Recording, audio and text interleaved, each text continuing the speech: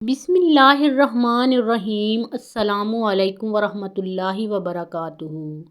حضرت یعقوب علیہ السلام کے بیٹے، حضرت اسحاق علیہ السلام کے پوتے اور حضرت ابراہیم علیہ السلام کے پڑپوتے کا واقعہ ایسا ہے کہ جسے قرآن کریم میں احسن القصص کہا گیا ہے۔ آج ہم آپ کو اسی احسن القصص کے بارے میں بتائیں گے کہ کیسے حضرت زلیخا حضرت یوسف کے عشق میں مبتلا ہو کر گناہ کی طرف مائل ہوئیں اور پھر سچی توبہ کے بعد ان دونوں کی شادی ہو گئی، اور پھر اللہ پاک نے ان کے بطن سے 2 پیغمبر پیدا کیے۔ ان کی شادی کا قصہ جو کہ ویڈیو کے آخر میں بیان کیا جائے گا، ایک بہت ہی نرالا قصہ ہے۔ ویڈیو کو مکمل دیکھیے گا۔ راحیل جو کہ تاریخی کتابوں میں زلیخا کے نام سے مشہور ہوئیں، وہ تیموس بادشاہ کی انتہائی خوبصورت شہزادی تھیں۔ علامہ ابن کثیر لکھتے ہیں کہ 9 سال کی عمر میں زلیخا کو حضرت یوسف علیہ السلام کا دیدار خواب میں ہوتا ہے۔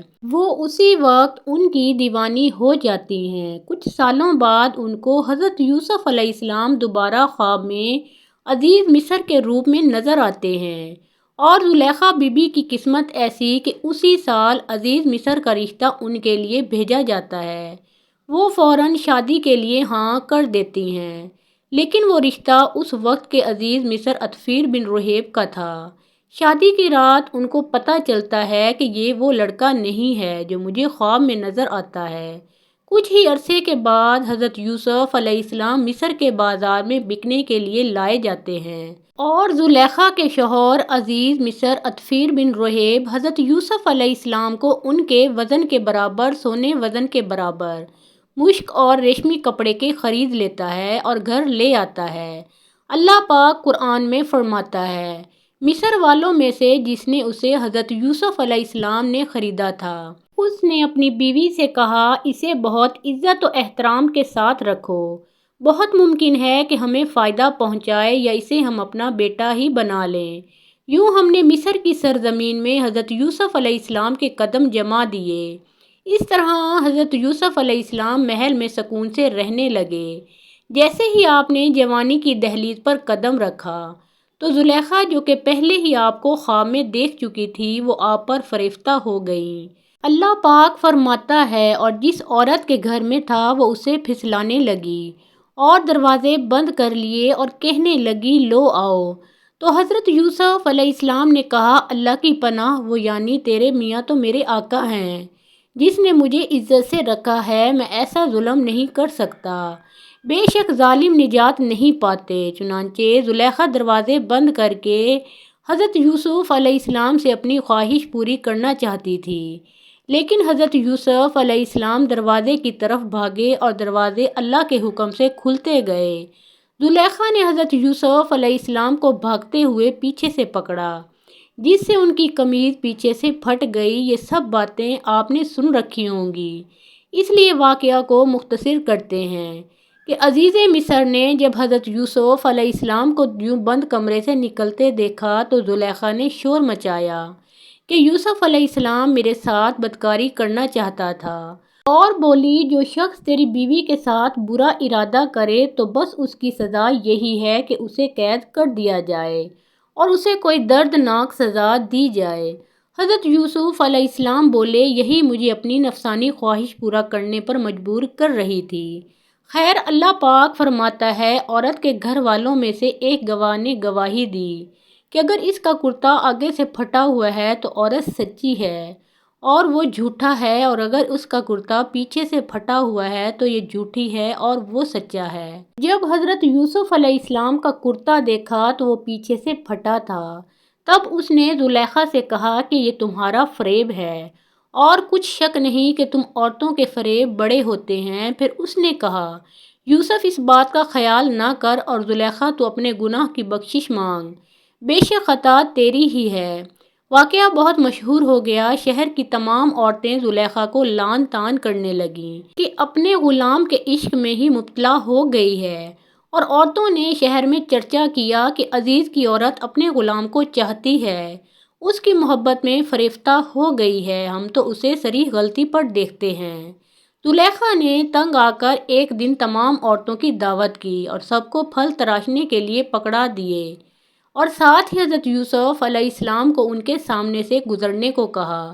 بس پھر ان عورتوں نے حضرت یوسف علیہ السلام کی خوبصورتی میں مدہوش ہو کر پھلوں کی بجائے اپنی ہی انگلیاں کاٹ ڈالیں اور زلیخا بولی، یہی وہ غلام ہے جس کے بارے میں تم مجھ پر لعنت ملامت کر رہی تھی۔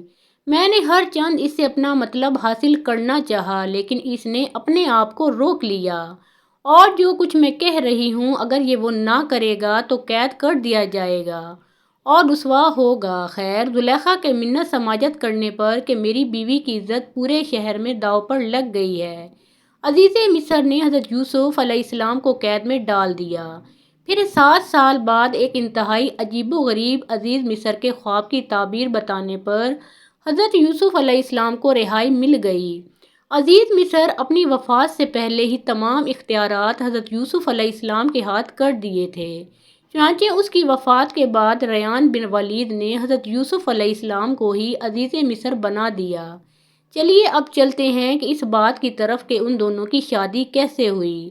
عزیز مصر کی وفات کے بعد زلیخا تنگ دست و محتاج ہو چکی تھی اور آنکھوں کی بینائی بھی چلی گئی تھی، تو کسی نے انہیں مشورہ دیا کہ اگر آپ حضرت یوسف علیہ السلام جو کہ اب شاہ مصر بھی ہیں ان سے اپنا معاملہ ذکر کریں تو ہو سکتا ہے کہ وہ آپ پر رحم کریں اور آپ کی مدد فرما کر آپ کو غنی کر دیں، کیونکہ آپ نے بھی ان کا خیال رکھا تھا اور ان کو عزت دی تھی۔ اس پر جب کسی نے انہیں یہ کہا کہ ایسا نہ کیجیے گا، ہو سکتا ہے کہ ان کو آپ کا وہ سلوک یاد آ جائے جب آپ نے ان پر الزام لگایا تو انہیں کافی تکالیف کا سامنا کرنا پڑا تھا، اور وہ بھی آپ کے ساتھ ویسا ہی کریں جیسا کہ آپ کی وجہ سے ان کے ساتھ ہوا۔ تو وہ فرمانے لگیں، میں ان کی بردباری اور کرم نوازی کو جانتی ہوں۔ چنانچہ آپ حضرت یوسف علیہ السلام کی گزرگاہ میں ایک ٹیلے پر بیٹھ کر ان کا انتظار کرنے لگیں۔ جب آپ قوم کے تقریباً 1,00,000 معزز لوگوں اور وزیروں مشیروں کے ساتھ نکلے اور بی بی زلیخا نے حضرت یوسف علیہ السلام کی خوشبو محسوس کی تو آپ کھڑی ہوئیں اور آواز دی، پاکی ہے اس کے لیے جس نے معصیت کے سبب بادشاہ کو غلام اور اطاعت کے سبب غلام کو بادشاہ بنا دیا۔ آپ نے پوچھا، تم کون ہو؟ عرض کی، میں وہی ہوں جو آپ کی خدمت خود کرتی تھی، آپ کے بالوں میں اپنے ہاتھ سے کنگھی کرتی تھی، آپ کے رہنے کی جگہ کی خود صفائی کرتی تھی۔ مجھے میرے کیے کی سزا مل چکی، میری قوت ختم ہو گئی، میرا مال ضائع ہو گیا، میری آنکھوں کی روشنی ختم ہو گئی اور میں لوگوں سے سوال کرنے پر مجبور ہو گئی ہوں۔ پہلے مصر کے لوگ میری نعمت کو دیکھ کر رشک کیا کرتے تھے اور اب میں اس سے محروم ہو چکی ہوں، کیونکہ فساد کرنے والوں کی یہی سزا ہے۔ یہ سن کر حضرت یوسف علیہ السلام بہت زیادہ روئے اور زلیخا سے فرمایا، کیا تیرے دل میں میری محبت میں سے کچھ باقی ہے؟ آپ نے عرض کی، جی ہاں، اس کی قسم جس نے حضرت ابراہیم علیہ السلام کو خلیل بنایا، مجھے آپ کی طرف دیکھنا زمین بھر سونا چاندی ملنے سے زیادہ محبوب ہے۔ آپ وہاں سے چلے گئے اور حضرت زلیخا کی طرف پیغام بھیجا، اگر تمہاری رضامندی ہو تو ہم تم سے نکاح کر لیں اور اگر تم شادی شدہ ہو تو تمہیں غنی کر دیں۔ آپ نے حضرت یوسف علیہ السلام کے پیغام لانے والے سے کہا، میں جانتی ہوں کہ وہ مجھ سے مذاق کر رہے ہیں، کیونکہ میری جوانی اور حسن و جمال کے وقت تو انہوں نے میری طرف توجہ نہیں دی، اور اب جب کہ میں بوڑھی، اندھی اور فقیر ہوں تو وہ مجھے کیسے قبول کر سکتے ہیں؟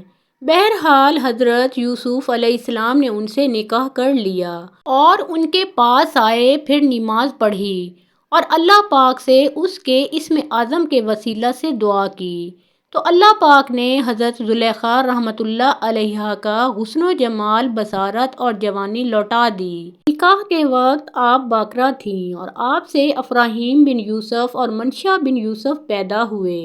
یہاں پر امام قرطبی الجامع الحکام القرآن اور زمخشری الکشاف پر لکھتے ہیں کہ مصر کے بادشاہ نے عزیز مصر کی وفات کے بعد زلیخا کی شادی حضرت یوسف علیہ السلام سے کروا دی۔ حضرت یوسف علیہ السلام نے شادی کی رات حضرت زلیخا سے کہا کیا یہ اس سے بہتر نہیں ہے جو کہ تم چاہتی تھی؟ وہ کہنے لگی، اے یوسف، مجھے ملامت نہ کریں، میں حسین و جمیل نازوں میں پلی تھی اور میرا شوہر بھی ایسا تھا کہ جو کہ عورتوں کے پاس نہیں آتا تھا، یعنی کہ وہ نامرد تھا، اور اللہ نے آپ کو وہ حسن دیا تھا کہ میرا نفس مجھ پر غالب آ گیا تھا۔